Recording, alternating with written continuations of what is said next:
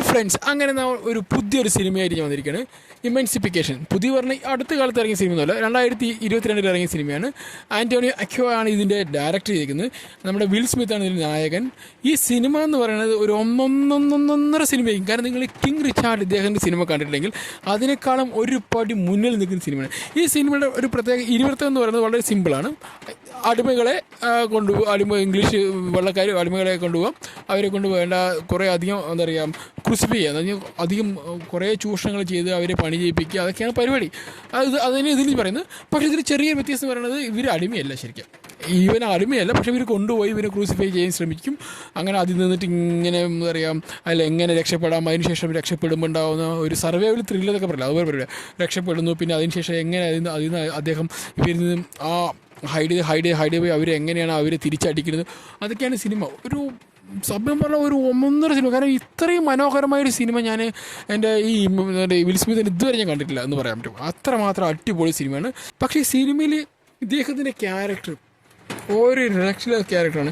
ഇമൻസിഫിക്കേഷൻ എന്ന സിനിമ നിങ്ങൾ എവിടെയെങ്കിലും കാണാൻ പറ്റുകയാണെങ്കിൽ നിങ്ങൾക്ക് കാണാം. കാരണം മിക്ക OTT പ്ലാറ്റ്ഫോമിൽ ഇതിൽ അവൈലബിൾ ആണ്. അല്ലെങ്കിൽ നിങ്ങൾക്ക് മറ്റ് എന്താ പറയുക, എവിടെയൊക്കെ ഡൗൺലോഡ് ചെയ്യാൻ പറ്റും, അവിടെ ഡൗൺലോഡ് ചെയ്യാൻ കാണാവുന്നതാണ്. പക്ഷേ ഈ സിനിമ നിങ്ങൾ മിസ് ചെയ്യരുത് എന്നാണ് ഞാൻ പറയും. കാരണം ഈ സിനിമയുടെ ഒരു ക്രിയേറ്റിവിറ്റി എന്ന് പറയുന്നത് ഞാൻ കണ്ടതിൽ എനിക്ക് ഏറ്റവും വലിയ, ഇപ്പോൾ ജാങ്കോന് ശേഷം വാട്ട് ഇസ് നെക്സ്റ്റ് ഒരു സ്ലേവ് മൂവീസ് കാണാൻ നമുക്ക് ത്രില്ലടിക്കുന്നുണ്ടെങ്കിൽ ആ ഒരു ഇമൻസിഫിക്കേഷൻ്റെ മൂവിക്ക് അതിനത്ര വാല്യൂ ഉണ്ട്, അതിനത്ര ഒരു ഹൈപ്പ് ഉണ്ട്. നമുക്ക് പടം ഭയങ്കര ക്ലാസ്സിലാണ് പോവുക. ഒരു ആക്ഷനാണ്, ത്രില്ലറാണ് മൂവി. പക്ഷേ ഭയങ്കര സർവൈവൽ ത്രില്ലറിലേക്ക് തോന്നിയായിരുന്നു. അത്രമാത്രം അവർ സർവൈവൽ ത്രില്ലർ എന്ന് പറയുന്നില്ല, ത്രില്ലർ മാത്രമേ പറയുന്നുള്ളൂ. പക്ഷേ ഭയങ്കര സർവൈവലും കൂടിയാണ് ത്രില്ലർ. ഒരു രക്ഷത മൂവിയാണ്. നിങ്ങൾ കാണുകയാണെങ്കിൽ കാണും. ഇതിൻ്റെ ക്യാമറ വർക്കും BGMസും ഡയറക്ടർ സ്കിൽസും എല്ലാം, പിന്നെ അതുപോലെ മികച്ചു നിൽക്കുന്ന വേറെ അഭിനയം പൊളിയാണ്. പിന്നെ ഇദ്ദേഹത്തിൻ്റെ ഭാര്യയായിട്ട് അഭിനയിച്ചു പറയുകയാണെങ്കിൽ നോ രക്ഷ. ഇവർ ഭാര്യയും കൂടി ഇതിനെ പ്രതിരോധിക്കാൻ വേണ്ടി ശ്രമിക്കുന്നുണ്ട്. സ്വന്തം കൈകളൊക്കെ മുറിച്ചുകൊണ്ട് പ്രതിരോധിക്കുന്നുണ്ട്. അതൊക്കെ ഭയങ്കരമായിട്ട് നമ്മളെ എന്താ പറയുക, സിനിമ കാണുമ്പോൾ ഭയങ്കര ഇമോഷണലി നമ്മളങ്ങോട്ട് കണക്ട് ചെയ്തിട്ട് നമ്മളോട് ഒന്നും ഇല്ലാതായി പോകുന്ന രീതിയിലേക്ക് ഈ സിനിമ മാറിപ്പോകും. അപ്പോൾ നിങ്ങൾ ഈ സിനിമ കാണാൻ പറ്റുകയാണെങ്കിൽ കാണൂ. ഭയങ്കര ഒരു ഒന്നൊന്നര സിനിമയാണ്. കാരണം ഈ സിനിമ കണ്ടിലേക്ക് ഒരു ഹോളിവുഡ് സിനിമകൾ കാണാൻ ആഗ്രഹിക്കുന്ന വ്യക്തിയാണെങ്കിൽ ഈ സിനിമ കണ്ടിട്ട് ഭയങ്കര ഒരു നഷ്ടമായി പോകുമെന്ന് എനിക്ക് തോന്നുന്നു. അത് നിങ്ങൾക്ക് തോന്നുന്നില്ല. പക്ഷേ എന്നാലും നിങ്ങൾ കാണുകയാണെങ്കിൽ ഒരു അടിപൊളി സിനിമ കണ്ടതിൻ്റെ ഫീൽ നിങ്ങൾക്ക് എന്നും ഉണ്ടായിരിക്കും. ആൻ്റോണിയോ അക്യോ പറഞ്ഞൊരു ഡയറക്ടറാണ് ഈ സിനിമ എന്താ പറയുക ഡയറക്റ്റ് ചെയ്തിരിക്കുന്നത്. അദ്ദേഹത്തിന് മറ്റു സിനിമ നോക്കുകയാണെങ്കിൽ നമ്മുടെ ഡെൻസിൽ വാഷിങ്ടണുമായിട്ടുള്ള കുറേ സിനിമകളുണ്ട് അദ്ദേഹത്തിന്. അതിൽ നമ്മുടെ ഈക്വലൈസർ 1, ഈക്വലൈസർ 2, അങ്ങനെ കുറേ സിനിമകൾ, അതൊക്കെ അദ്ദേഹം ഡയറക്റ്റ് ചെയ്ത മൂവിയാണ്. അപ്പോൾ നിങ്ങൾക്ക് അതിൻ്റെ കേപ്പബിൾ മനസ്സിലായിട്ടുണ്ടാവും. കാരണം ഈ ഒരു ഡയറക്ടറിൻ്റെ സ്കിൽ എന്ന് പറയുന്നത് വളരെ വ്യത്യാസമാണ്. പിന്നെ ദ മാഗ്നിഫിഷ്യൻറ്റ് സെവൻ പറഞ്ഞ സിനിമ 2016 ഇറങ്ങിയിട്ടുള്ളത്.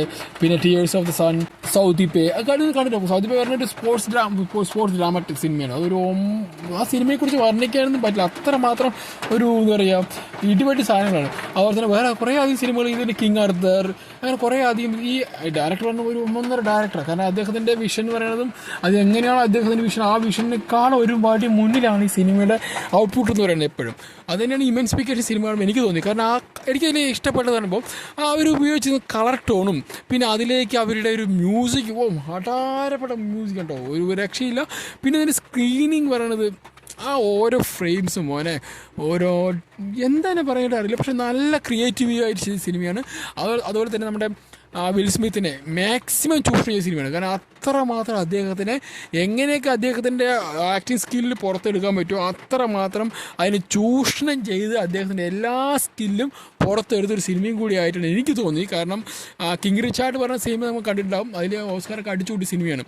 അതിൽ അദ്ദേഹത്തെ പറയുമ്പോൾ ഒരു മക്കൾക്ക് വേണ്ടി എങ്ങനെയാണ് അവരെ ഒരു ഉന്നതിയിലേക്ക് എത്തിക്കാൻ വേണ്ടി, അല്ലെങ്കിൽ അവർക്ക് വേണ്ടി നടക്കുന്നൊരു വാശിയും എന്താ പറയുക, അതിന് കുറേ കാര്യങ്ങൾക്കാർ അമർഷമൊക്കെ ഇങ്ങനെ അടക്കി പിടിച്ചൊരു ജീവിതമൊക്കെ നടക്കുന്നൊരു വ്യക്തിയാണ്. അത് ഭയങ്കര നല്ല രീതിയിൽ അദ്ദേഹം ചെയ്തിട്ടുണ്ട്. കിങ് റിച്ചാർഡ് ചിലപ്പോൾ അദ്ദേഹം ജീവിക്കുകയായിരുന്നു കൂടി പറയാൻ പറ്റും.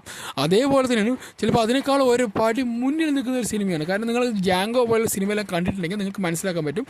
ജാങ്കോൻ്റെ എന്താ 20 കഴിഞ്ഞാൽ അവരിങ്ങനെ അടിമകളാക്കുന്നു. പിന്നെ അവരെ കൊണ്ട് കുറേ ക്രൂസിഫൈ ചെയ്യിപ്പിക്കും. കാരണം ഒരേ ചൂഷണങ്ങൾ ചെയ്യുക, അങ്ങനെ ചെയ്യുക, അതിൽ നിന്ന് ഇങ്ങനെ അവർ ഫ്രീഡം എടുക്കുക, അതൊക്കെയാണ് ആ സിനിമ വരുന്നത്.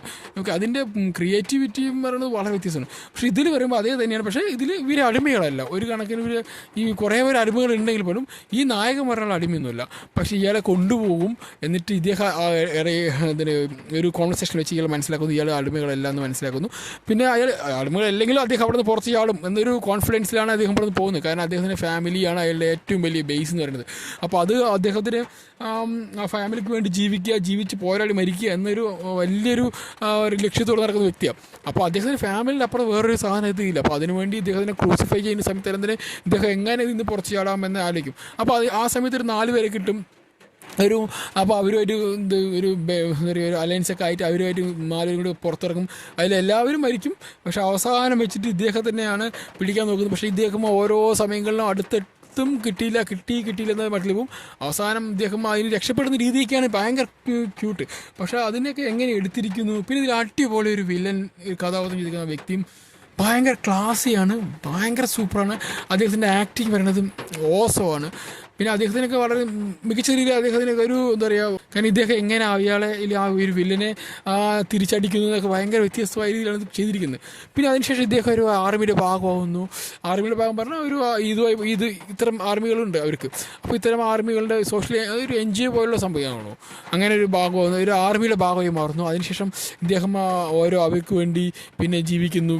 അതൊക്കെ ഭയങ്കര രസമാണ്. ഈ ആർമിയുടെ സപ്പോർട്ട് ഇദ്ദേഹത്തിന് ഉണ്ടാകും. പിന്നെ മുതലാളിയായിട്ടുള്ളൊരു ഫൈറ്റൊക്കെ ഉണ്ട്. ആ മുതലാളിയായിട്ട് ഫൈറ്റൊക്കെ ആകുമ്പോൾ ആ സമയത്ത് ഇദ്ദേഹത്തിന് ശരിക്കും പറഞ്ഞാൽ അദ്ദേഹം ചത്തുപോയി എന്ന് വിചാരിക്കുന്ന സമയത്താണ് ഇദ്ദേഹം രക്ഷപ്പെടുന്നത്. അത് വളരെ എന്താ പറയുക, മികച്ച രീതിയിൽ ഷൂട്ട് ചെയ്യാനും അത് വളരെ മികച്ച രീതിയിൽ അത് ആവശ്യം എന്താ പറയുക നമുക്ക് കാണിച്ചു തരുന്നത്, അതിൻ്റെ ഒരു റിയാലിറ്റി നമുക്ക് കാണിച്ചു തരുന്നത് ഈ ഡയറക്ടർ കഴിഞ്ഞിട്ടുണ്ടെന്ന് പറയുന്നു. അതിന് ആ ഒത്ത ക്യാമറമാൻ സൂപ്പർ. അതിന് BGMs ഒക്കെ സെറ്റാണ്.